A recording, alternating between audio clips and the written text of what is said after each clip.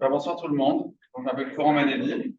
Je suis auteur-illustrateur. Je vais vous présenter un petit peu, mais donc, pour revenir sur ce que fait donc Martin, j'ai publié deux ouvrages qui s'appellent 40 LGBT+ qui ont changé le monde. C'est des ouvrages illustrés qui questionnent la place des archives et la nécessité de conserver les archives LGBTQI+, en contexte français, mais ça pose aussi la question ailleurs.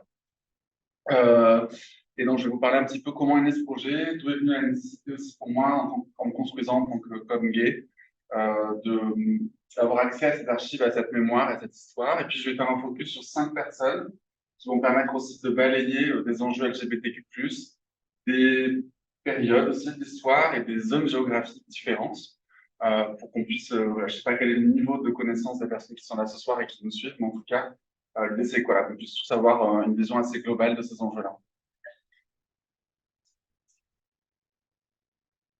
Alors,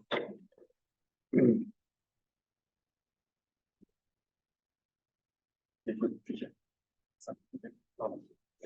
Donc, je me présente, du coup, je m'appelle Florent Manelli, je suis né à Perpignan, j'ai vécu à Paris et à Montréal. Je suis très heureux d'être là. Il y a 10 ans, j'ai vécu ici et c'est ici que j'ai commencé à dessiner et à me familiariser aussi aux enjeux LGBTQI+, parce que j'ai senti qu'à Montréal, il y avait quand même des choses qui étaient beaucoup plus en marche et beaucoup plus visibles qu'à l'époque à Paris, où lorsqu'il y a 10 ans, on débattait du mariage pour tous à Paris, qui était extrêmement violent. Donc j'ai trouvé ici beaucoup d'inspiration, de refuge aussi, et des communautés qui m'ont accueilli. Donc je suis assez ému d'être là ce soir et très heureux. Je suis inspiré par beaucoup d'artistes, mais je dirais que si je devais en choisir trois, je choisirais Andy Warhol, David Hockney et Frida Kahlo, qui sont des artistes queer en fait, et puis qui, dans leur travail et dans leur processus, m'ont beaucoup inspiré et amené moi à avoir envie de proposer des choses aussi sur les enjeux LGBTQI+.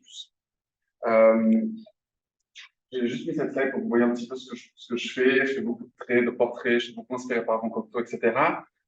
En dehors des deux livres dont je vais vous parler ce soir, j'ai publié deux autres ouvrages plus récemment.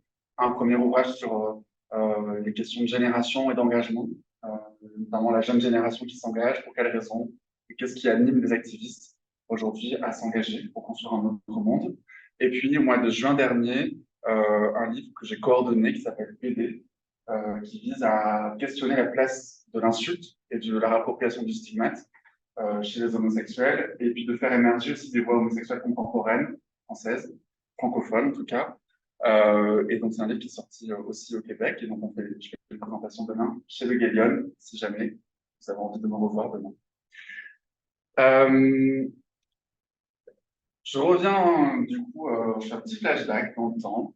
On est en 2017, j'ai 28 ans, et je tombe sur ce post Instagram qui est celui d'un chanteur de pop qui s'appelle Holly Alexander, peut-être que vous connaissez, qui est britannique, qui est un chanteur qui est aussi acteur, qui a joué dans une série qui s'appelle It's a Sin sur l'arrivée de l'épidémie de VIH/SIDA en Angleterre.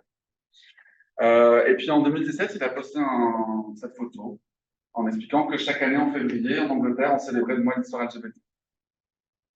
Et ce post-là, je l'ai relu plein de fois parce que j'ai découvert à ce moment-là que ma communauté avait une histoire. Ça paraît très banal, c'est très trivial, mais c'est vraiment comme ça que je l'ai ressenti et compris à presque 30 ans. Et ça a été une énorme claque d'imaginer que je n'avais pas tout commencé, que ma génération n'avait pas tout commencé à partir du moment où elle était née, que j'ai réalisé, bien évidemment aujourd'hui c'est évident, mais que d'autres personnes s'étaient battues avant moi, mais que je ne les connaissais pas. Je ne savais pas exactement ce qui s'était passé en France sur ces enjeux-là, et pas vraiment non plus dans le monde. Euh, et donc je me suis dit, mais qu'est-ce qu'est-ce qu'on fait pendant le mois d'histoire LGBT, du coup, en Angleterre? Et est-ce que d'autres pays célèbrent? Alors, il se trouve que les États-Unis célèbrent en octobre. Et je crois qu'ici au Canada, vous célébrez aussi. Je crois. Oui. Et je me suis mis en quête de cette histoire, justement, à commencer à faire des recherches, tout simplement sur Google, à trouver des noms qui commençaient à apparaître un petit peu partout, des événements qui se répétaient, les émeutes de Stonewall, Marsha P. Johnson, en France, des mouvements comme le Front Sexuel d'Action Révolutionnaire, les Gouines Rouges, des mouvements comme ça qui commençaient vraiment à apparaître plusieurs fois sur des articles. Et puis je me suis mis à plonger dans des existences, dans des vies.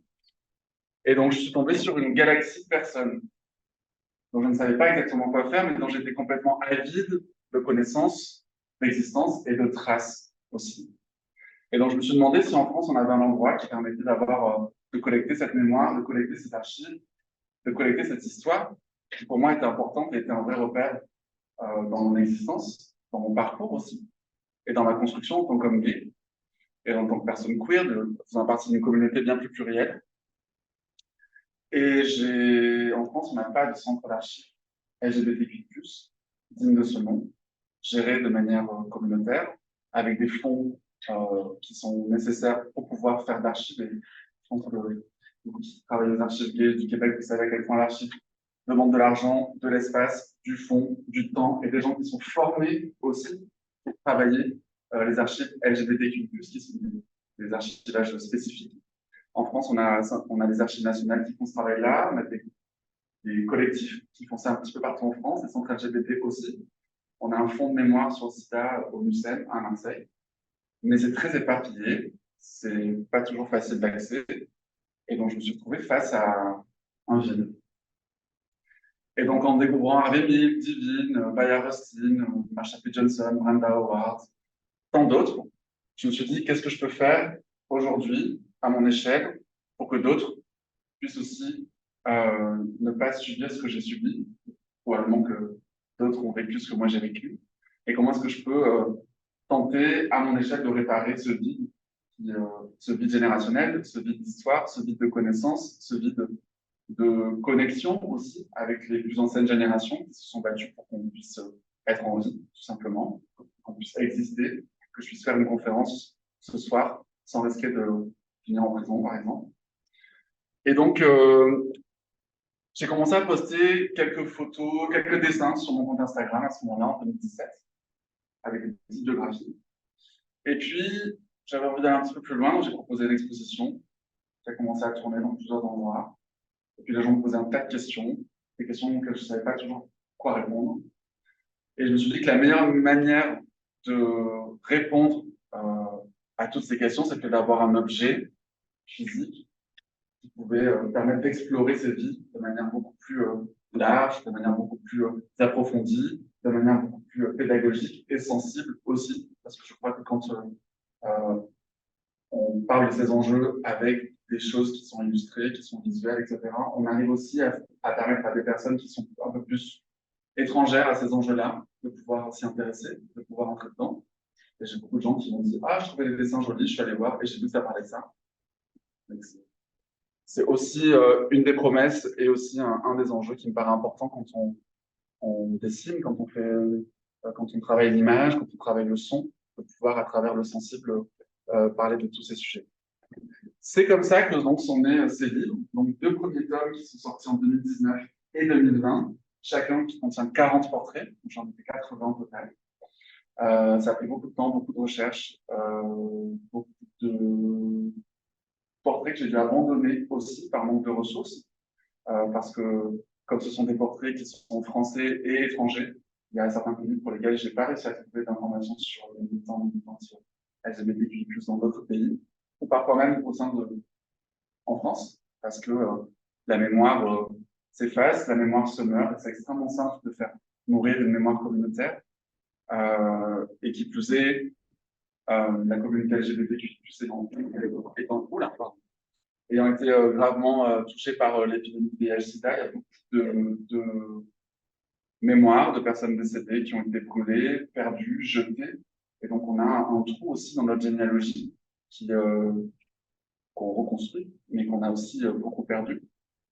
Et puis, le fait de ne pas avoir de centre d'archives LGBTQI+, en France, ce sont aussi beaucoup d'archives qu'on perd tous les jours, parce que c'est ce que dit notamment Sam Boursier, qui est membre du collectif Archives LGBTQI+ à Paris. Nous sommes toutes des foyers d'archives. Et nous créons tous de l'archive sans cesse. Sans cesse, sans cesse. Et donc, demain, grosso modo, ma conférence d'aujourd'hui, ça peut être considéré comme une archive. Et donc, on peut toutes faire de l'archive à notre échelle, et on peut se faire former. Donc, je sais que le collectif Archives LGBT à Paris fait des ateliers, on puisse chacun archiver nos affaires, celles de personnes qu'on nous confie, pour pouvoir sans cesse tisser ce fil et ce lien pour l'avenir, puisque finalement, quand on se bat, c'est pour nous-mêmes, mais c'est aussi pour les générations futures. Et quand on réalise qu'on marche sur les pas d'autres personnes, bah, ça donne encore plus envie de le faire. Donc, il y a ces deux livres qui sont sortis, et puis j'ai développé donc des conférences et beaucoup de rencontres avec tout type de public, du jeune public, dans des écoles, dans des institutions, dans des entreprises. Et donc, ça permet aussi d'avoir accès à des publics qui, en rapport à ces enjeux qui sont parfois très différents, qui sont parfois difficiles aussi, parce qu'il y a beaucoup de crispation sur les enjeux LGBTQI+, donc je crois que le partie de la pédagogie, en tout cas celui que je prends moi, ça me permet de pouvoir placer des petites graines et de pouvoir commencer à parler de ces sujets-là. Et il y a une version anglophone qui est sortie en juin. C'est un peu... J'étais très heureux, c'est un peu une surprise, mais j'étais très heureux. Je suis allé à Londres, en plus, je suis très content. Mais donc, c'est un mix de mes deux livres avec 45 portraits tirés de mes deux livres et 5 inédits. Donc, pareil aussi, ça a été une autre expérience de le présenter en Angleterre parce que, encore une fois, c'est un autre contexte, c'est une autre histoire et c'est quand même un autre rapport avec ces enjeux-là. Donc, j'ai trouvé ça assez intéressant de comparer et de parler avec ces questions-là avec des publics londoniens principalement. Et il y a une exposition qui est en train de tourner en ce moment à Londres et dans la banlieue de Londres jusqu'au début du mois de janvier. Donc avec des biographies, des portraits qui accompagnent la sortie de ce livre. Donc voilà, je vous parle de ça pas pour me la raconter, mais c'est pour vraiment vous raconter comment le projet est né, comment mon processus s'est fait, s'est créé aussi, et comment est-ce en écrivant ces vies, en racontant ces histoires, en tissant le fil avec ma propre histoire finalement, j'ai compris à quel point ce sujet était primordial en réalité.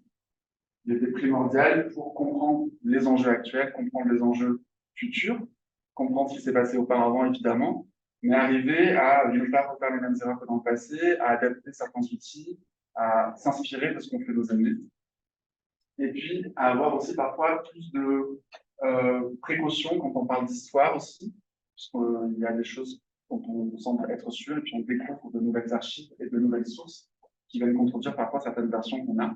Je pense notamment à Stonewall. Je vais en parler, je ne vais pas spoiler, mais en tout cas, voilà. Ouais, c'est des livres qui se présentent comme ça, donc il y a toujours une biographie, enfin, un gros dessin, puis un petit nom, et à l'intérieur, il y a une biographie qui est illustrée, donc avec des collages, avec des éléments graphiques, parce que j'ai donné envie de le lire, qu'il puisse se prêter, qu'il puisse s'échanger, qu'il ne fasse pas peur et qu'il soit pas intimidant. Moi, j'aime que les livres se donnent, se cornent, se changent, se perdent, se retrouvent. Et donc voilà, on a fait un gros travail éditorial pour que ces vies-là soient vivantes. Je sais pas si c'est un peu bizarre de dire ça, mais en tout cas qu'elles donnent envie d'être bien connues. Alors, on va commencer peut-être par une personne que vous connaissez déjà, qui s'appelle Marsha P. Johnson. C'est eux qui ne la connaissent pas. C'est une femme trans, travailleuse du sexe américaine, noire, qui a beaucoup milité dans les milieux gays et LGBT aux États-Unis dans les années 60, 70, 80 et début des années 90. Elle est surtout connue parce qu'on dit et on raconte qu'elle a fait partie des premières personnes à avoir riposté contre la police pendant les émeutes de Stonewall, qui est une version qui est un petit peu en train d'évoluer parce qu'on a d'autres informations qui viennent d'autres militantes. Je pense à Miss Major Griffin, par exemple, qui est une militante trans américaine, ou Sylvia Rivera, qui est une amie, qui est juste ici, qui disait que Marsha n'était pas là pendant cette soirée-là, qu'elle n'avait pas particulièrement jeté le pierre contre la police. Bref, on retrouve des versions, des interviews et des choses qui rendent un peu flou cet événement-là. Comme quoi, encore une fois, il nous faut des archives pour qu'on puisse conserver tout ça pour être au plus près et au plus fin sur ce qu'on raconte sur ces expériences-là. En tout cas, elle fait partie de la légende de Stonewall. Voilà, on va dire ça. Et puis, elle a beaucoup milité pendant cette période-là, pendant la partie qui a juste après Stonewall, qui a permis l'apparition de nouveaux groupes militants gays. Alors, à Stonewall, qu'est-ce qui s'est passé? Je ne sais pas, je vais vous refaire l'histoire un petit peu, parce que je ne sais pas quel est le niveau de connaissance ce soir, et pour les personnes qui nous regardent. Stonewall, c'était le Stonewall Inn, on appelle ça les émeutes de Stonewall, parce que à la fin des années 60, en 69, à la fin du mois de juin, il y a eu une émeute qui a éclaté dans le bar, le Stonewall Inn, qui était un bar qui était détenu par la mafia, dans lequel se retrouvaient des personnes queer, alors surtout des personnes trans, homo, travailleurs et travailleuses du sexe, dans des bars qui étaient donc détenus par la mafia, comme je le disais, et qui n'étaient pas des bars très fancy. C'était très sale, l'alcool était dégueulasse, c'était vraiment, il faisait très chaud, c'était vraiment des endroits qui étaient vraiment qui étaient cachés. Alors pourquoi les bars étaient détenus par la mafia? Parce qu'à l'époque, aux États-Unis, notamment à New York, on n'avait pas le droit de servir de l'alcool à des personnes qui étaient ouvertement homosexuelles, notamment. Les personnes n'avaient pas le droit de se regrouper dans des soirées festives, elles n'avaient pas le droit de sortir dans ce genre de lieu, c'était pas officiel. Et donc, le Stonewall Inn, notamment, qui disent toujours que c'était était détenu par la mafia qui faisait un peu ce qu'elle voulait, et donc il y avait régulièrement des descentes de police dans ces bars, et pas que dans ces bars d'ailleurs, puisque la communauté LGBT était largement harcelée par la police, pas que les États-Unis d'ailleurs.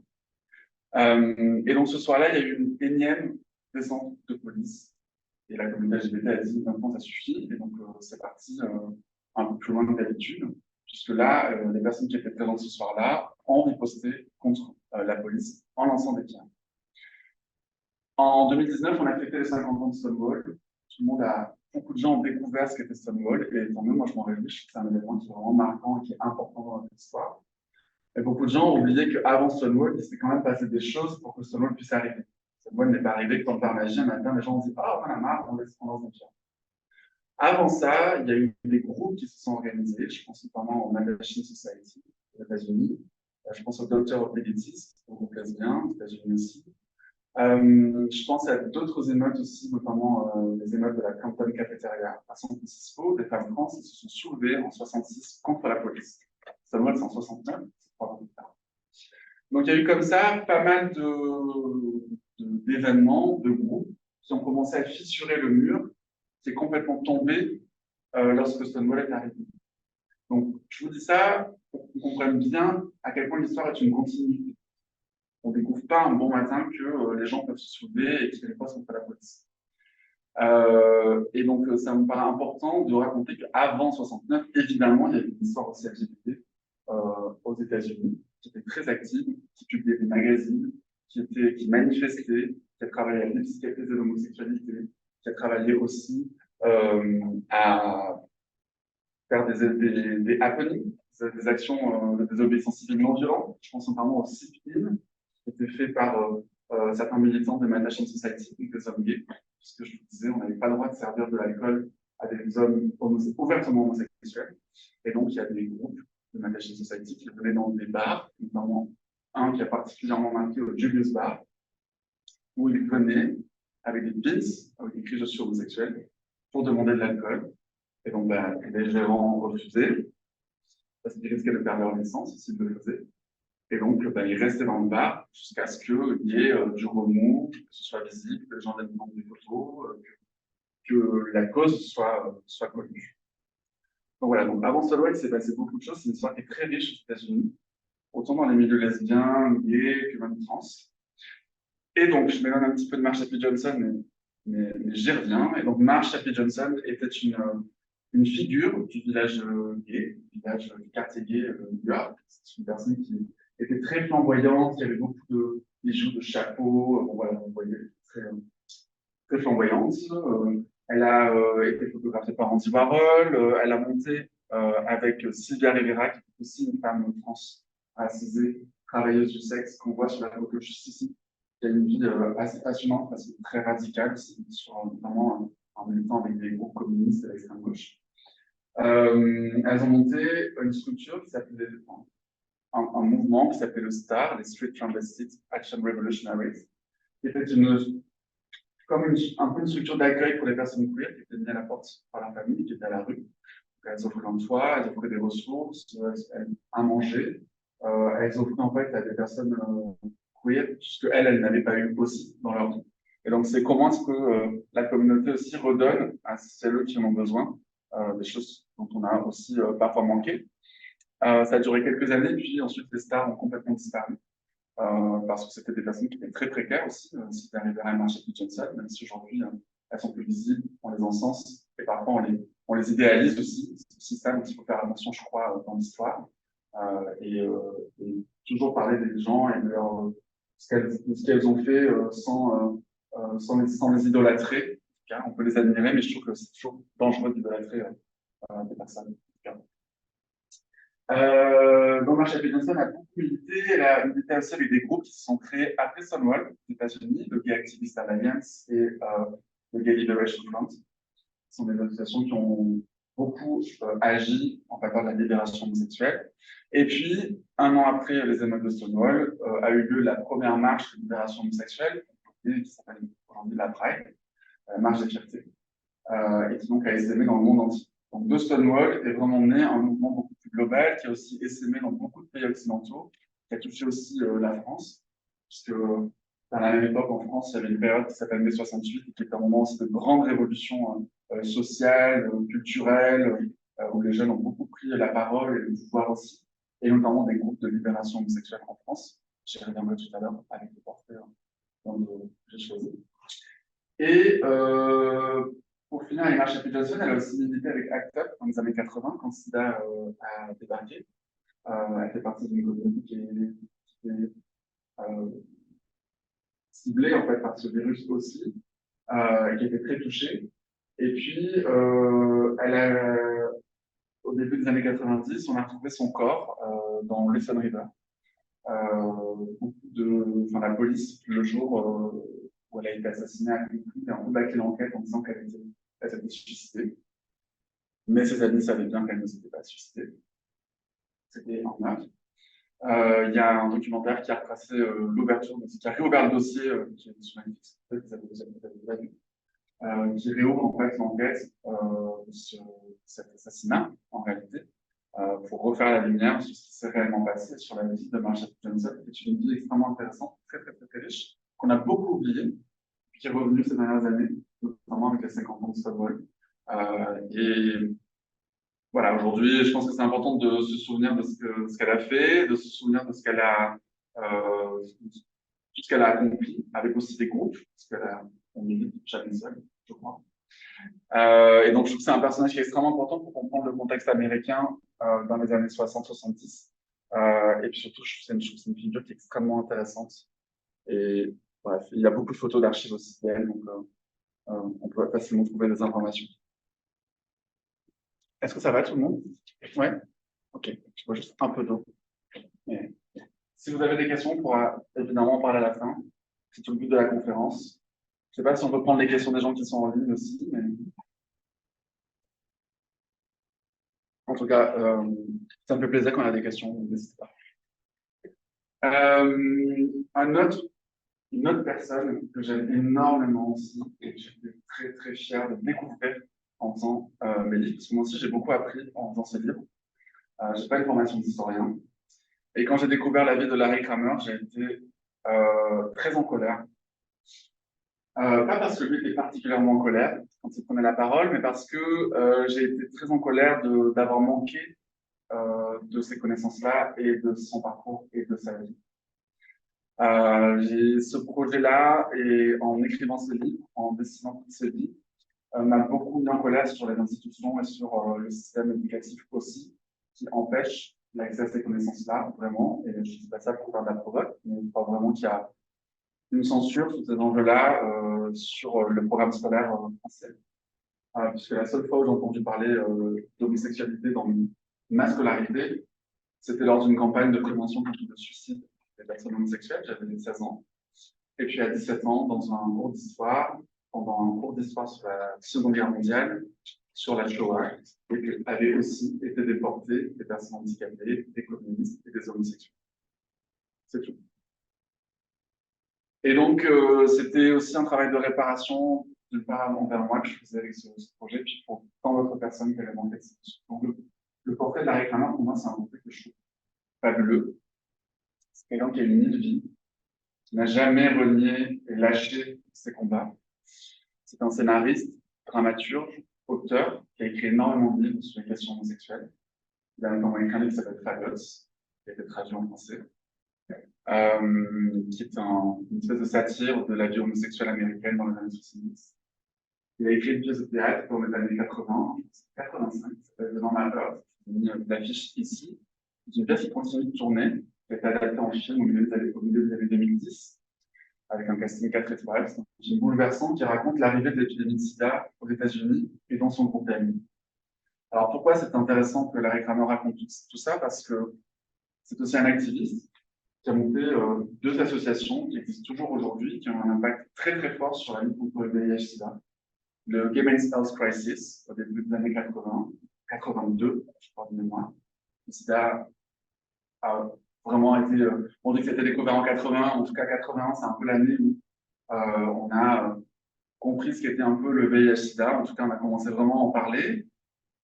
Donc en 82, le Gay Men's Health Crisis a été créé. C'était quoi cette association? C'était des amis de Larry Kramer qui se sont regroupés, qui ont créé une ligne d'écoute pour pouvoir mettre à disposition des familles et des personnes malades des ressources à une époque où on appelait ça encore le cancer gay, où les personnes avaient des cancers de la peau, donc ça comme le Kaposi, il y avait tout un tas de maladies parasites qui venaient à cause de complications liées au VIH, etc., puisque voilà, le VIH affaiblit complètement le système immunitaire quand il y a un cancer sida, et donc fragilise le corps et amène des maladies à se développer. Et donc, il a créé avec des amis cette ligne d'écoute. On est au début des années 80, on ne connaît pas grand-chose sur le sida. On vient de passer une grosse dizaine d'années de grande émancipation, de liberté sexuelle, d'avancées politiques très fortes, de structuration des groupes militants. Et puis, il y a cette épidémie qui arrive et qui alimente toutes les stigmatisations, tous les imaginaires les plus horribles, les plus conservateurs, les plus homophobes, à l'égard d'une communauté qui avait mis tant de temps à se libérer, à commencer à se libérer de tout ça. Donc on voit bien à quel point il suffit d'une épidémie pour que les choses redeviennent comme elles étaient auparavant. Et c'est toujours le cas encore aujourd'hui. Il y a eu une épidémie qui était très contenue, mais de variole du singe l'an dernier pour les hommes ayant des relations sexuelles avec des hommes. Et tout de suite, on a eu des messages du même type que dans les années 80 ressurgir.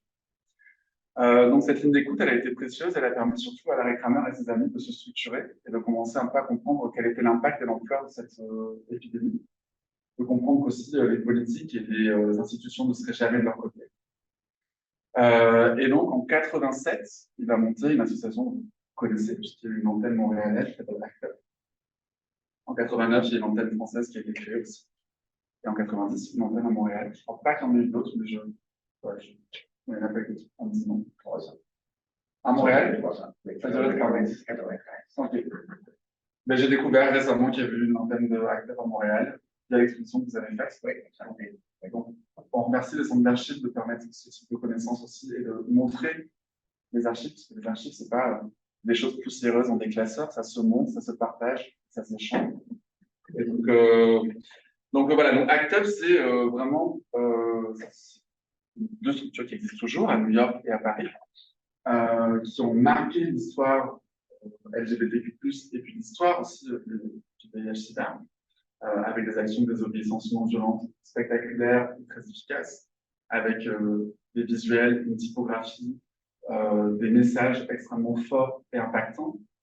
Beaucoup de gens ont découvert tout ça dans le film Sans abattement par minute, c'est un film qui justement a réouvert la question des archives en France, et qui raconte bien l'impact de ces personnes queer qui ont tout donné pour être entendues, pour faire avancer la recherche, pour créer et provoquer des avancées significatives dans la recherche, dans la prévention, dans l'écoute, dans l'accompagnement des malades, des personnes qui étaient en stade sida.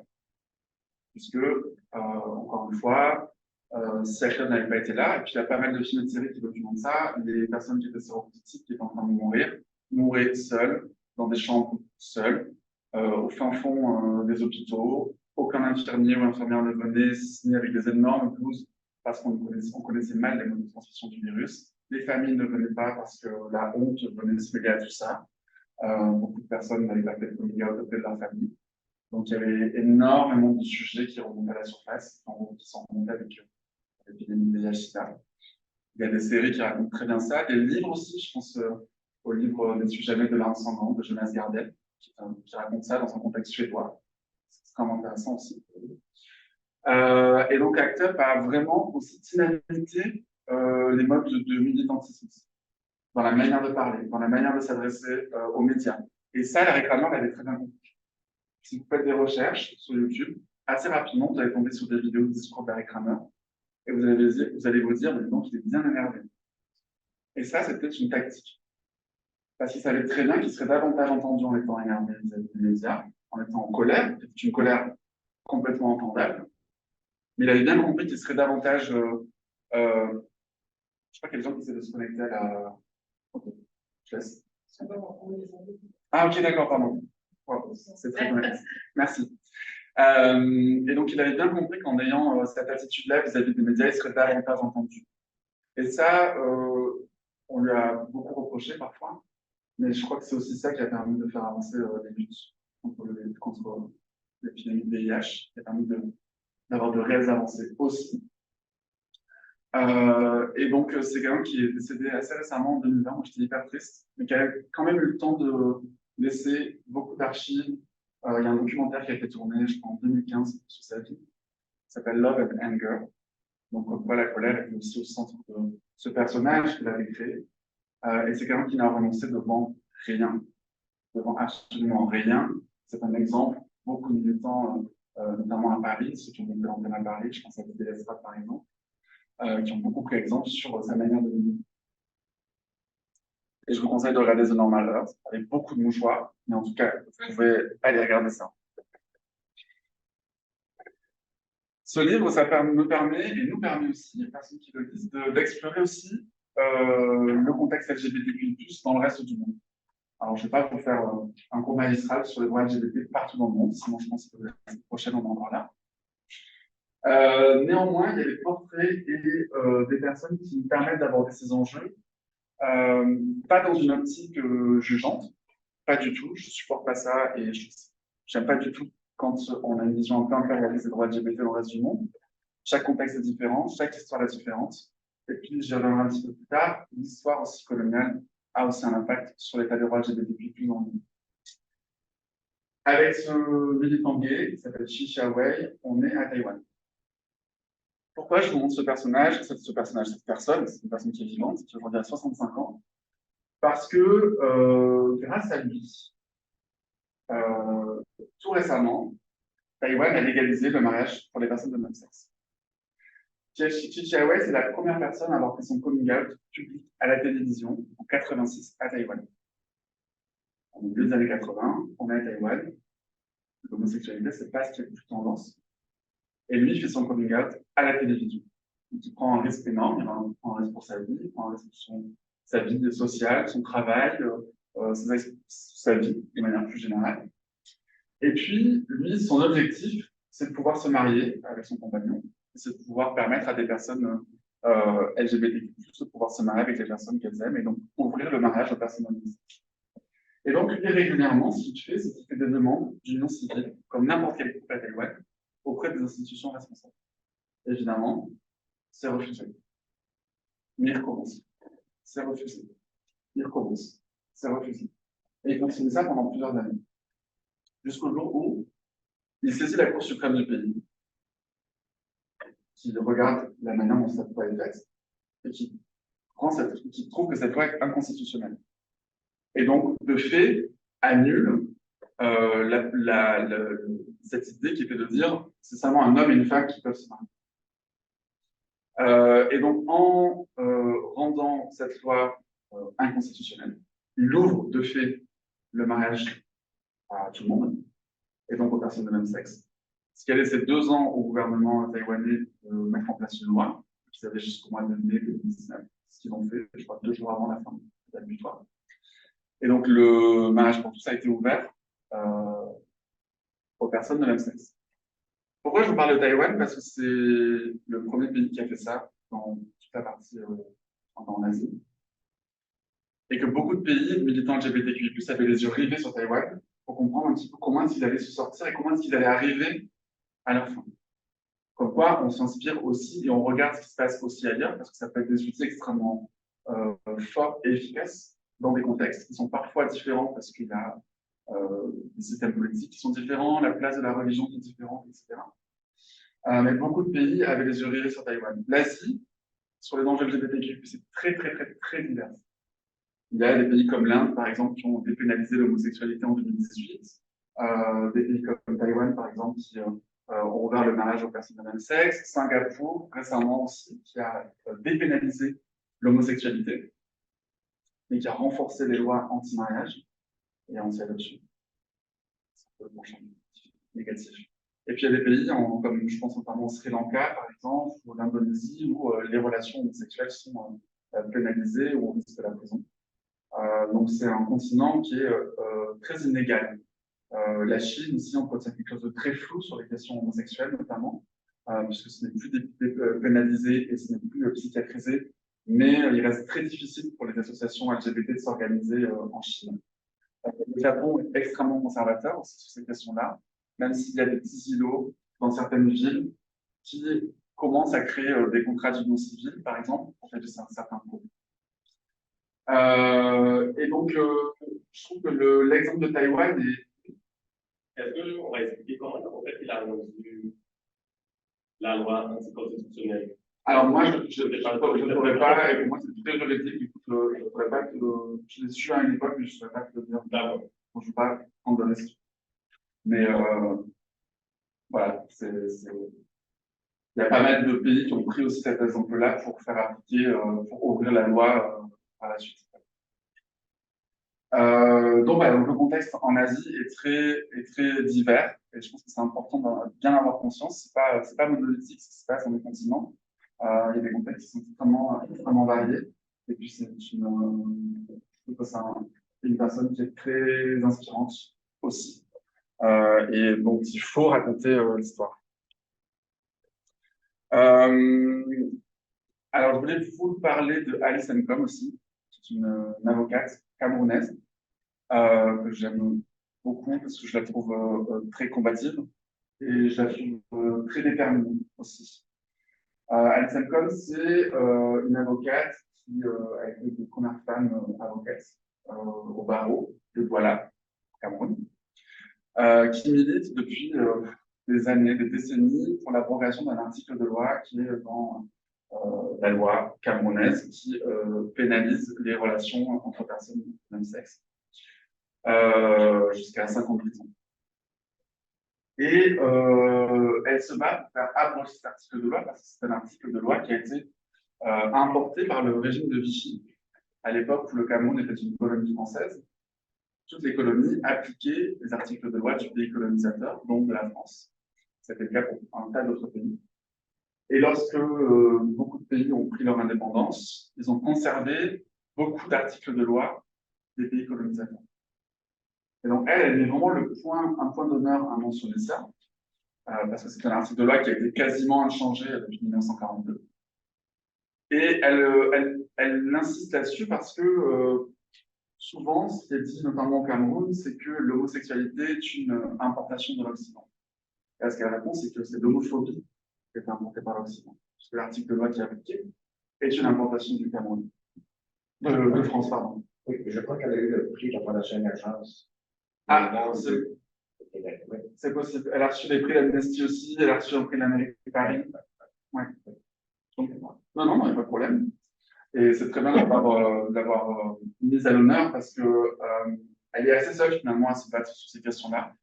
Je crois d'ailleurs qu'elle vit en France parce qu'elle a subi beaucoup de menaces dans son pays. Au Cameroun, ce qui se passe, c'est qu'il y a vraiment une vraie cabale qui est faite à l'égard des personnes homosexuelles et lesbiennes, et surtout homosexuelles. Régulièrement, les médias publient des photos de personnes supposées homosexuelles en première page, ce qui donne lieu à du harcèlement, à des violences à l'égard de ces personnes-là. Elle s'est aussi fait connaître avec un cas qu'elle a défendu. Elle était l'avocate d'un homme qui s'appelait Jean-Claude Mbédé, qui était un homme qui a été condamné à plusieurs années de prison pour avoir envoyé un SMS à l'homme qu'il aimait en 2011, qui était un SMS très simple, qui disait tout simplement qu'il aimait la personne à qui il avait envoyé le SMS. Et ce SMS a été divulgué, et donc il a été jugé, condamné à plusieurs années de prison, 3 ans, Et elle l'a défendu, elle a réussi à le faire sortir de prison. Sauf que, bon, la loi n'est pas du côté des personnes LGBT, évidemment, mais la société, pas non plus.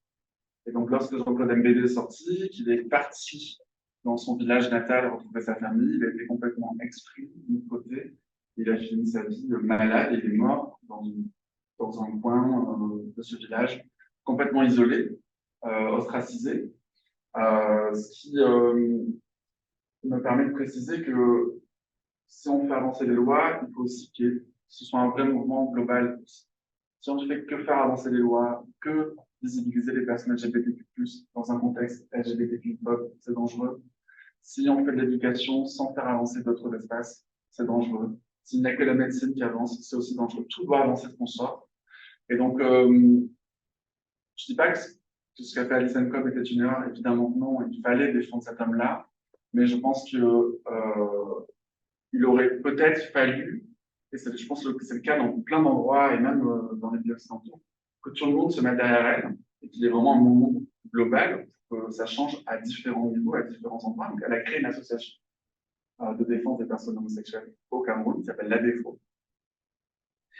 Et donc, elle vit en France aujourd'hui où elle continue de porter cette parole-là et elle persiste sur l'abrogation de cet article de loi qui est absolument infâme. Dans un contexte aussi où, dans pas mal de pays d'Afrique, les enjeux LGBTQ+ se sont beaucoup durcis. Je pense récemment à l'Ouganda, qui a fait passer une loi, des lois les plus répressives au monde pour les personnes homosexuelles. Et donc, pour vous donner un chiffre aujourd'hui, il y a presque 67-68 pays qui pénalisent l'homosexualité, les relations homosexuelles, et une dizaine de pays qui vont jusqu'à la peine de mort. Et donc, l'Ouganda a vraiment durci ces lois à l'égard des personnes gays et lesbiennes, particulièrement, ce qui a affolé les associations sur place qui militaient, puisqu'il est interdit de faire la promotion de l'homosexualité, interdit de la défendre. Bref, c'est extrêmement complexe. Ce n'est pas le cas dans tous les pays d'Afrique. C'est le cas en Ouganda. Il y a d'autres pays qui ont pris d'autres mesures, mais c'est quand même, je trouve qu'il y a quelque chose qui quand même relie beaucoup de l'histoire de ces pays, c'est la colonisation. Je pense notamment à la Tunisie aussi, qui pâtit d'un article de loi qui est encore une fois hérité du régime de Vichy, qui criminalise les relations homosexuelles. Je pense au Sri Lanka, qui utilise un article de loi issu de la colonisation britannique. Donc ça pose vraiment la question, ce que je vous disais tout à l'heure, sur la vision parfois un peu impérialiste que certaines personnes occidentales peuvent avoir vis-à-vis d'autres continents, sur la manière dont les questions LGBTQ sont traitées. De dire, de ne pas les faire dans le revers de la main en disant, oh là là, c'est vraiment, ils sont vraiment loin de nous, nous on a vraiment mieux compris qu'eux, etc. En fait, on a une responsabilité sur ce qui se passe dans le reste du monde, et on a une responsabilité aussi sur ces enjeux-là, et c'est important de répéter et de le dire, parce que ce n'est pas simplement du concept, c'est extrêmement concret, ce sont des lois qui sont encore appliquées dans de nombreux pays et qui viennent de pays anciennement colonisés. Le dernier portrait dont je voulais vous parler, encore une fois, ça m'a fait un petit peu, je ne sais pas appeler ça l'effet de Larry Kramer, mais en tout cas, ça m'a fait un peu le même effet. Lorsque j'ai découvert la vie de Jean Le Bitou, qui est un militant français homosexuel, qui a beaucoup, qui était très actif dans les années 60, 70, 80 en France. Et je trouve que c'est un portrait intéressant parce qu'il montre à quel point on n'est pas obligé de choisir un sujet pour militer sur les enjeux LGBTQ+. On peut agir à un tas d'endroits et de tant de manières différentes. Ses premières actions militantes, disons, en tout cas celles connues, il les a faites avec le Front homosexuel d'Action révolutionnaire, qui est un groupe de militants gays qui a été créé en 1971 et dissous en 73, 74, qui a une existence très courte, mais qui a un impact extrêmement fort, qui a été créé après mai 68, et qui visait à justement porter une parole politique sur les questions homosexuelles et de proposer une vision, un projet politique, une culture, de visibiliser tout ce qui jusqu'à présent était dans le placard et caché. Et ce qui avait été le cas avec des associations comme Arcadie, par exemple, qui avait créé André Baudry, qui était très caché, qui étaient des clubs un peu fermés. Là, c'était on sort des placards, on se montre, on est des PD, on est des lesbiennes, on est fiers, et vous allez faire quoi? Grosso modo, c'était ça, le phare. Et ils ont laissé beaucoup, beaucoup, beaucoup de ressources aussi, qui sont encore analysées et étudiées aujourd'hui, qui sont d'une grande richesse. Jean Le Bitou, il a milité avec le phare, et une des revendications du phare en France, c'était de faire abroger un article de loi hérité du régime de Vichy, vraiment une belle époque, et qui pénalisait les relations homosexuelles et qui ne donnait pas la même majorité sexuelle selon si on était hétérosexuel ou homosexuel. La majorité sexuelle pour les hétéros était à 15 ans, elle était à 21 ans pour les personnes homosexuelles. Puis elle est passée à 18, quand c'est la majorité, tout le monde est passé à 18. En tout cas, il y avait cet écart. Alors on peut se dire, oh, c'est pas grand-chose, ça n'empêchait pas de ce qu'on avait à faire. Bref.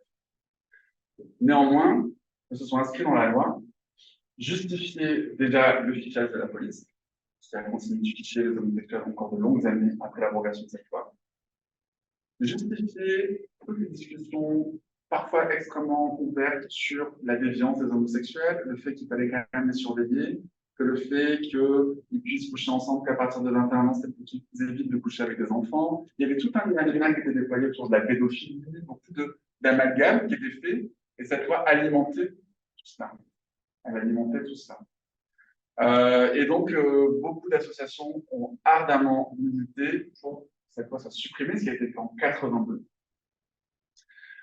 Donc, ça a été aussi un moment de grande joie, parce que c'était aussi, parmi ces, quand cette loi a été abrogée, on a aussi dit, on cherche à détruire les fichiers de fichage des homosexuels qui étaient. Depuis tantôt, vous parlez de la loi de Vichy. Oui. J'imagine que dans les années 40, à 80. Oui, c'est ça, en 42. Ouais. Donc, c'est pour sur les nazis qui l'ont amené. Parce que est-ce que ça veut dire qu'avant, il n'y avait pas de loi qui pénalisait en France? Alors, en France, il n'y avait pas de loi spécifiquement qui distinguait la majorité sexuelle selon si on était hétérosexuel ou homosexuel. Donc, quand les nazis sont arrivés en. Oui, je ne sais pas si vous êtes. Tout le monde est OK avec Vichy. En tout cas, quand les Allemands ont envahi la France a été divisée en deux. Et la partie qui est restée française, on va dire, donc dirigée par le maréchal Pétain, est devenue le régime de Vichy. Donc, avec des lois qui étaient très spécifiques au régime de Vichy, qui étaient extrêmement restrictives et conservatrices. Et donc, pendant le régime de Vichy, sont passées des lois de répression à l'égard des personnes homosexuelles. Donc, il n'y avait pas. Non, qui n'était pas dit explicitement. Il y avait quand même de la répression vis-à-vis des personnes homosexuelles avant, évidemment. Voilà. Il y avait quand même de la répression. Mais pas juridique. C'était pas particulièrement juridique. Et donc, cette loi a été abrogée, donc tout le monde était très content, évidemment. Et donc, Jean Le Bitou fait partie de tout ce mouvement qui a amené à la suppression de cet article de loi. Il a créé un magazine qui, à la fin des années 70, s'appelle Gay-Pied.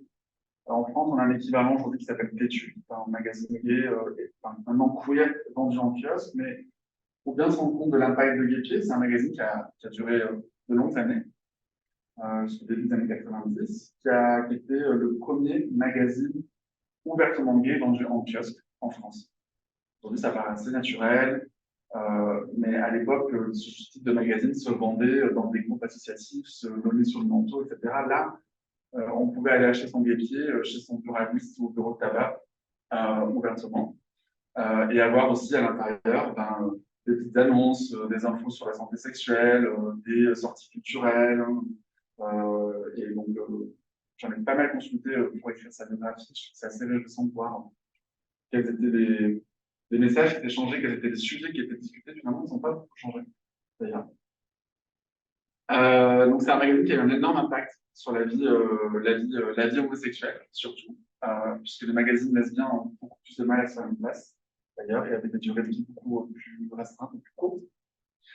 Il a milité avec une association de lutte contre le VIH-Sida qui s'appelle AIDS, qui a été créée par Daniel Defrère, qui était le compagnon de Michel Foucault, une association qui existe toujours d'ailleurs, qui fait un énorme travail en France et à l'étranger d'ailleurs sur toutes les questions liées au VIH-Sida, et qui a beaucoup agrandi son scope aussi de mission et de travail. Jean Le Bitou était lui-même sa représentation. Et puis, son dernier combat, ça a été celui de la question de la déportation homosexuelle. C'est un sujet qui commence à être beaucoup plus visible sur les dernières années, mais dont on n'a absolument eu aucune info pendant longtemps, qui était très... c'était une histoire qu'on a peu diffusée, peu divulguée, pour un tas de raisons. Les personnes déportées n'ont pas particulièrement dit qu'elles avaient été déportées parce qu'elles avaient été à cause de l'homophobie ambiante. Beaucoup de personnes sont décédées ici dans ces camps. Beaucoup de personnes sont décédées entre les moments de libération homosexuelle et puis le moment où elles ont été libérées des camps, donc en 1945.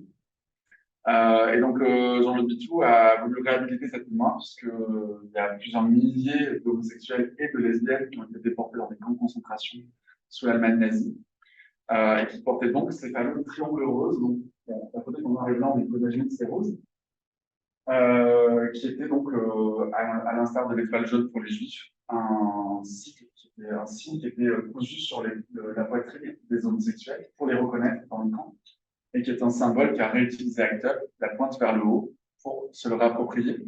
Donc, la question de la réappropriation du stigmate dans la culture LGBTQ+, elle est très présente, elle est très très puissante et très forte. Et je crois que une fois qu'on sait ça, quand on regarde les visuels d'Acteur, ça a tout de suite une signification. Je trouve ça encore plus fort.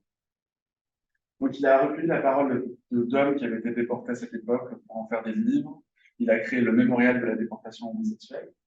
Et puis, je suis content que ce sujet émerge davantage. À Paris, on a eu la chance d'avoir une exposition au mémorial de la Shoah sur les homosexuels et des lesbiennes déportés, donc avec des témoignages, avec des archives, avec des livres, des lettres. Et je dois avouer que c'est assez émouvant qu'on puisse réhabiliter ces mémoires-là et ces archives-là aussi, parce que ça fait aussi partie de l'histoire de la persécution des personnes LGBTQ+, de manière plus large. Et donc voilà, donc Jean-Luc Bitou a une vie très pleine. C'est lui qui a participé à organiser la première marche des à Paris aussi. Donc il a vraiment été de tous les combats. C'est quelqu'un qu'on connaît peu en France, mais qui pourtant a une vie, moi je trouve que c'est une vie folle, en tout cas, et j'ai adoré découvrir et écrire sur sa vie. Je vous partage des petites ressources, voilà, c'est un truc que j'aime bien faire. Il y en a évidemment plein d'autres, mais pour des personnes qui ne connaissent pas très bien ces enjeux-là et qui ont envie de plonger dedans, sur la première ligne, c'est une série de livres que j'ai adoré, Une histoire de genre, de Lexi, une femme trans qui a écrit vraiment un ouvrage pour comprendre la transidentité dans l'histoire, dans les objets géographiques, et débunker aussi un tas d'idées préconçues sur les questions trans. Et je trouve que c'est un super bouquin. En finir avec les belles gueules, que peut-être vous connaissez déjà, que je trouve hyper intéressant, les chroniques de San Francisco, c'est mon livre de chevet. Et puis Heartstopper, qui est aussi un outil de littérature qui permet d'avoir des enjeux. Sur les films, j'en ai mis 3, bien évidemment plein. Mais juste que cela balaye des enjeux et des questions qui sont extrêmement diverses. La question de la classe, la question de la race, la question du VIH-Sida. Et comment est-ce que ces questions ont un impact aussi sur nos vies et comment est-ce que les luttes peuvent aussi s'entremêler. C'est quelque chose que je traite dans pas mal de portraits dans mon livre aussi. Des séries que moi j'ai bien aimées. Love Victor, spécial aussi, qui traite la question de comment les personnes queer et la communauté queer gèrent la question du handicap aussi, en termes de sociabilisation, en termes d'accessibilité aussi, des lieux de socialisation.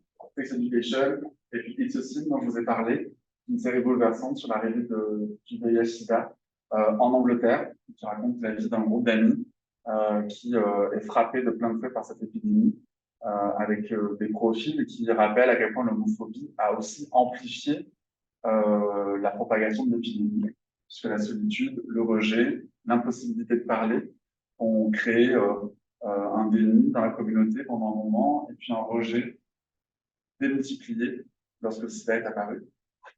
Et puis des podcasts, des balados qui sont diffusés en France, mais je pense que vous devez avoir accès sur Spotify ici aussi, qui sont, je trouve, absolument géniaux. Coming Out, qui sont des témoignages de personnes qui racontent leur coming out queer, qui est une exploration vraiment documentaire sur les identités queer. Et puis un autre balado qui est très pédagogique, qui s'appelle Camille Podcast, qui vraiment traite de plein de questions très simples, parfois pas simples d'ailleurs, sur les enjeux LGBTQ+, et qui est extrêmement bien fait. Et puis, donc, il y a les ressources, et puis il y a les associations qui sont extrêmement importantes, qu'on peut soutenir. Je vois faire une grimace, c'est pas mon logo, c'est ça? Mince. C'est Google, ça m'a. Désolé. Ah bon, bien échanger de préférence. Ah, ok, bon. Ok. Bon, Désolé. donc les archives gays du Québec, c'est un autre mot.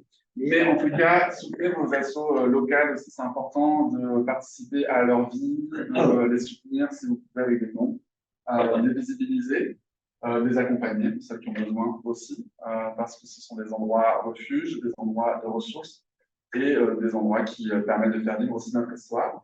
Voilà, j'ai une petite sélection, mais en tout cas, voilà, j'aime bien faire ce petit rappel. Et moi, j'ai fini. Si vous voulez suivre mon travail, j'ai Instagram et tout un tas de réseaux. Et puis, je vous remercie surtout de m'avoir écouté.